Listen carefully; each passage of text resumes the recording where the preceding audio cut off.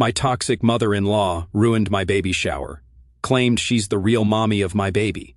So I called the cops, and what happened next shocked everyone.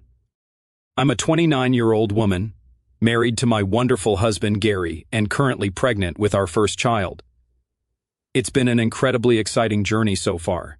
Gary and I have been together for a long time and got married 4 years ago. I've been trying to get pregnant since last year, and we were overjoyed when we discovered my pregnancy 6 months ago. We've navigated the ups and downs of life side by side, and the news of our little one on the way has added a whole bunch of happiness to our relationship. Every day brings us closer to meeting our little nugget, and we can't wait. My pregnancy has been a roller coaster of emotions, from the thrill of finding out to those sweet moments when I feel the baby start kicking in my stomach. Gary has been my rock throughout all of this. He's attended every doctor's appointment. We've read parenting books together, and he's even helped set up a cute nursery for our soon-to-arrive baby. We're in full baby mode now, talking about names, decorating the nursery, and making plans for the future. Gary is incredibly excited to be a dad, and it warms my heart. He's all in, sharing the load of getting ready for the baby. We're facing the challenges and fun parts of pregnancy together, enjoying every moment as we prepare to meet our little one. 2 months ago, we decided it was time to share the exciting news about my pregnancy with our family. We made sure we had crossed the crucial first trimester milestone and were completely certain before spreading the joy to our loved ones. We invited all our parents and close family friends for lunch. They arrived expecting a regular lunch, but upon noticing my growing stomach, their expressions shifted to joy and amazement. My mother started crying when she saw me and confirmed that I was indeed pregnant. She understood why we had kept the news a secret and was overjoyed to be a grandmother soon. However, Gary's mother, Barbara, had a completely different reaction. Instead of sharing in the joy, she reacted angrily upon learning that we had kept the pregnancy hidden. She felt left out and accused me specifically of intentionally excluding her. Despite my attempts to explain the reason behind our decision, she continued to look pissed and refused to engage with me further. Her disapproval cast a shadow over what should have been a joyful family occasion. Throughout the night, Barbara didn't address me at all. She displayed disrespect not only toward me but also toward my mother, who had always been nothing but kind to her during their previous encounters. Barbara remained unresponsive during discussions, buried in her phone while everyone else engaged in the family gathering. It was clear she was upset, and her discontentment was palpable. She openly expressed to everyone how she had no idea about my pregnancy, making her feel as if she had lost precious time with a grandchild who hadn't even been born yet. My husband and one of his brothers picked up on her frustration. As the tension escalated, I reached a breaking point and decided to step out for a moment to gather myself. My mother, who noticed my distress, came to comfort me until I felt composed enough to return. As the night came to an end, Barbara made a deliberate point of saying goodbye to me last, after I had endured disapproving stares from my husband's sister and parents the entire day. She barely exchanged more than a hi and bye with me. Later, my husband walked them to the car, where they ended up having a heated argument, which I could hear clearly from the foyer. Barbara took the opportunity to vent her complaints about me, further escalating the strained situation. Thankfully, all our guests had left by this moment, so it was just me, my parents, Gary, and his parents. She angrily told him, "This is our grandchild we're talking about. I deserve to know from the very beginning." "Mom, it's not about deserving or not. It was a decision we made together. We just wanted to be cautious," Gary replied. "Cautious? I'm her mother-in-law. She should have trusted me with this." "This is all her fault," Barbara retorted. This is when my husband lost his temper. Up until this point, he had held himself back, but when he heard his mother continue to accuse me, I watched his face turn red with anger. He firmly told his mother that if she was blaming me, she should blame him as well, since he was equally responsible for the decision. He continued, telling her that she needed to get over this and stop overreacting. Barbara told him that he should open his eyes, as he was letting me control everything, and as his mother, she should have been the first to know if her son was having a grandchild. My husband stood his ground and asked her to stop attacking me, saying that he loved her but that she needed to leave and cool off before saying something she would later regret.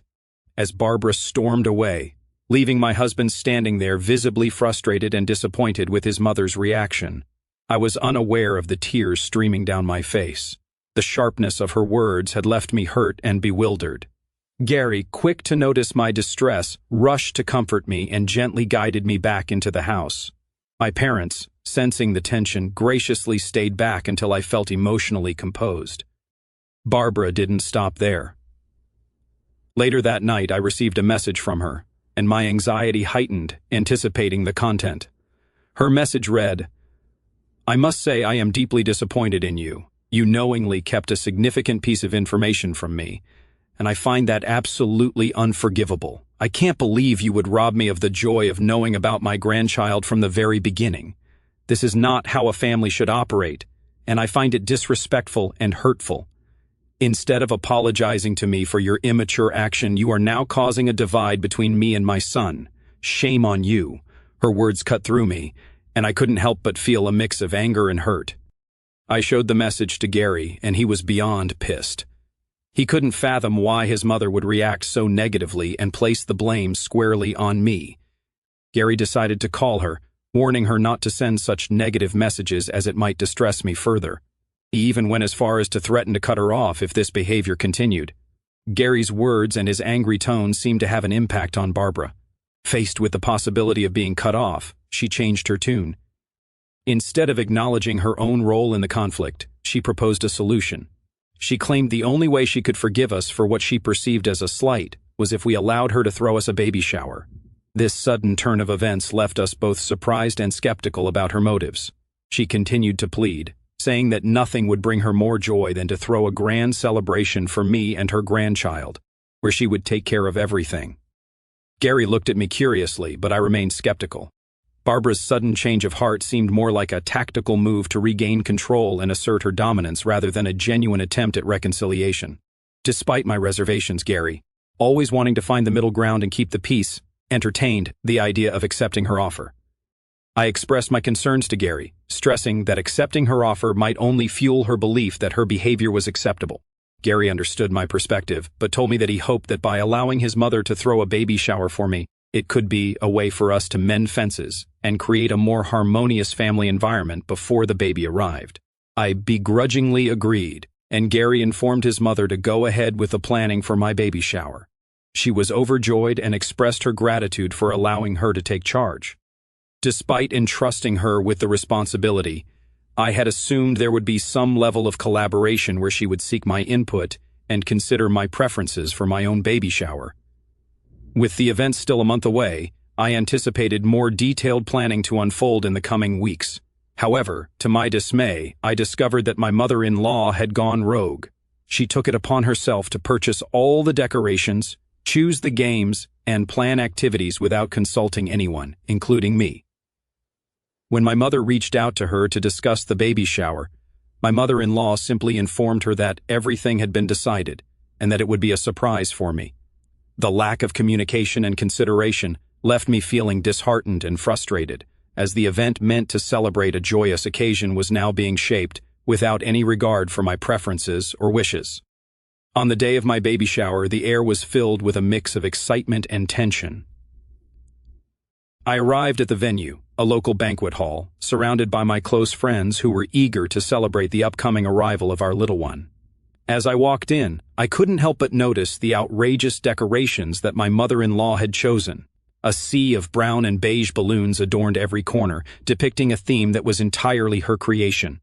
I absolutely hated the decorations, as they looked like a misguided attempt at a safari theme gone wrong. The overwhelming presence of brown and beige clashed with the vibrant atmosphere I had envisioned for the celebration. I had imagined soft pastels and delicate touches for my baby shower, but clearly, my mother-in-law had gone the opposite way. The tension in the air escalated when my eyes fell upon an eye-catching display near the entrance, an enormous banner featuring an elaborate collage of my husband's baby pictures with Barbara. Everyone looked at it, confused, as we couldn't understand why she would choose to display my husband's baby pictures during my baby shower. I looked at her questioningly, and she laughed it off, saying that she expected our baby to look exactly like my husband and that she was very proud of how cute my husband was as a child, hence she wanted to display it for everyone. I stared at her, trying to comprehend if she had actually lost her mind. It was clear that she was determined to make the day more about her own experiences as a mother than about the imminent addition to our family.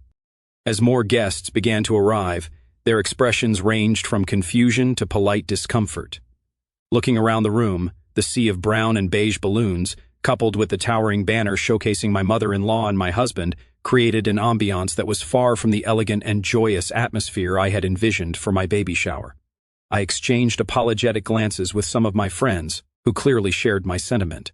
When my mother walked in, her eyes widened in shock, observing the absolute horror that my mother-in-law had unleashed upon the venue.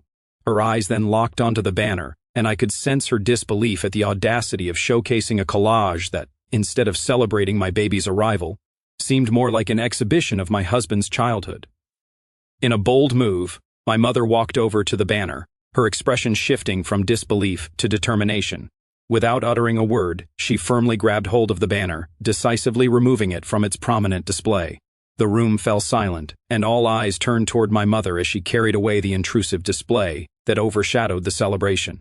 I couldn't help but feel a surge of gratitude toward my mother for her unwavering support. My mother-in-law, who was busy talking to other guests, looked in horror, watching my mother throw the banner into the dustbin.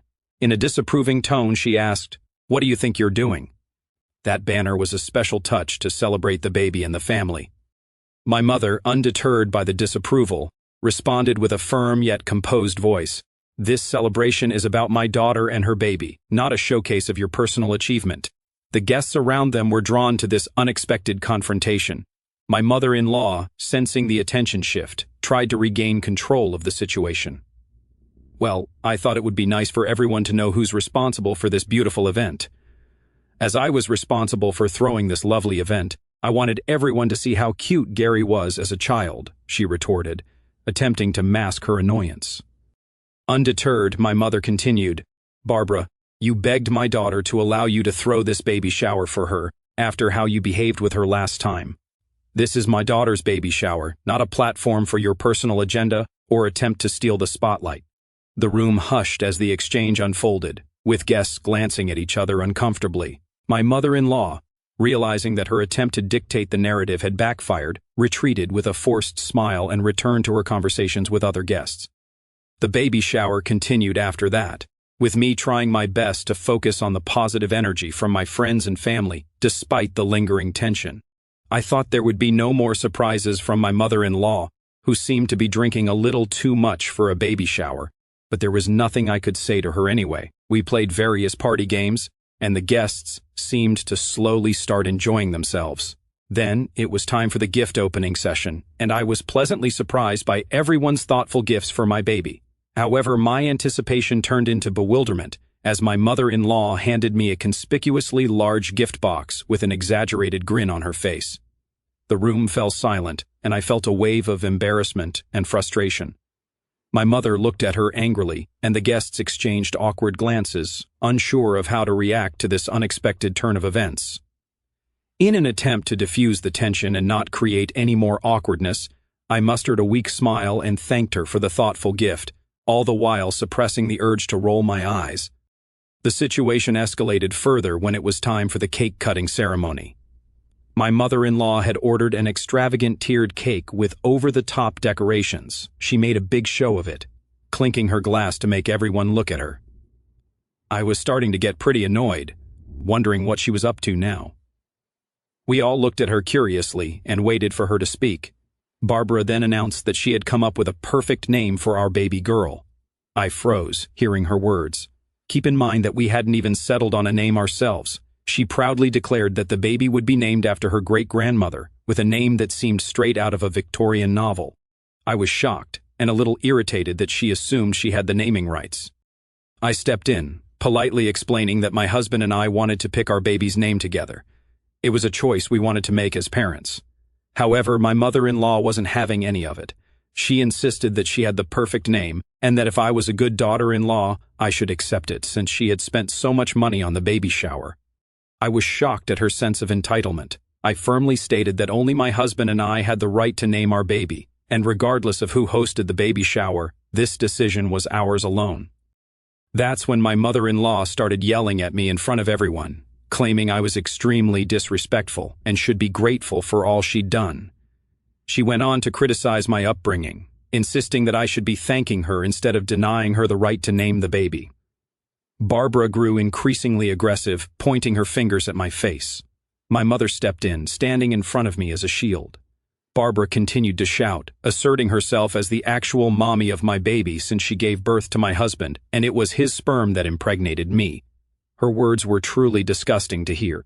Despite my mom's attempt to stop Barbara's nasty comments, she just got angrier. She kept on insulting me and said my mom did a terrible job raising me. It was clear she had too much to drink, and trying to talk sense into her was pointless. The whole situation was getting worse, making everyone uncomfortable. Realizing the escalating situation, I decided I had endured enough humiliation. Trying to salvage some dignity, I decided to walk out with the gifts my friends had generously brought, leaving behind the present that my mother-in-law had given me. However, Barbara, in her intoxicated state, snatched the gifts back from my hands and tossed them to the ground, accusing me of being ungrateful and a witch who was coming between her and her son. The tense atmosphere drew more attention, and I noticed some people starting to film the incident. In an effort to contain the chaos, I asked one of my close friends to politely request people to leave the event. Barbara, undeterred, continued hurling nasty accusations at me, creating a scene that no one could have anticipated when they arrived for what was supposed to be a joyous occasion. Frustration turned to anger, and as a last resort I decided to call the cops to remove her from my vicinity as I was starting to feel extremely unsafe with her aggressive behavior. Yep, you read that right. I had to involve the police at my own baby shower because of my toxic mother-in-law. When the officers showed up, Barbara went into full drama mode, pointing fingers at me and painting me as the mastermind behind the chaotic event. The cops, thankfully, were understanding and attempted to reason with her. However, being drunk, my mother-in-law resisted their efforts and even started yelling at the police, which didn't work in her favor. The situation escalated to the point where she was arrested on the spot. I left the event with my mother and close friends, all of us shaken up by the unsettling incident. Since this incident, my husband and I have been dealing with the fallout.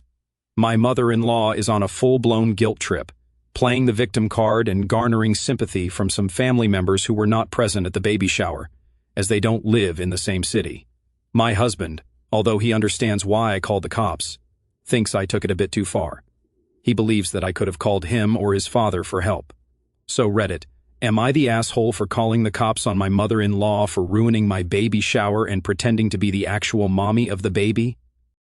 I'm overwhelmed with the responses I've received since deciding to post about my baby shower. I would like to thank everyone for supporting my decision to call the cops. I had never witnessed such an aggressive reaction from my mother-in-law before, given that I usually only saw her during holidays when I never spent a lot of time with her.